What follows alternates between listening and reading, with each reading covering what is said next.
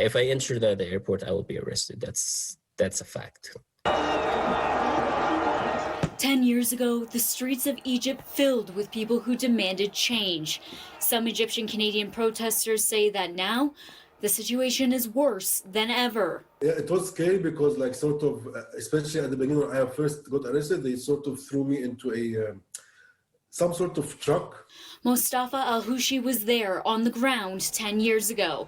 He and his friend were on their way to attend the protest when they were stopped by the authorities.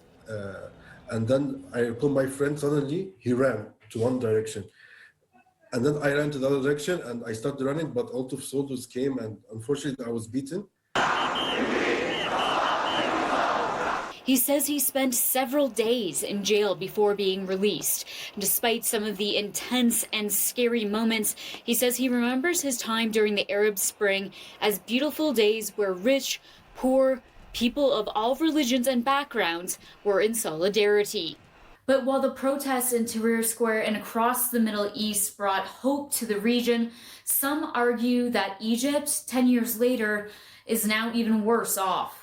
The sort of the language that they're using is, you know, we put our lives on the line 10 years ago for what? For this?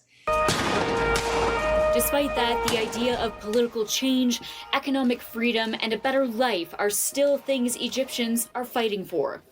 And once it's out there and it takes a hold of people's political imaginations, it doesn't just go away. And some advocates say the end of this story has yet to be written. See, the thing about the revolution, it hasn't stopped.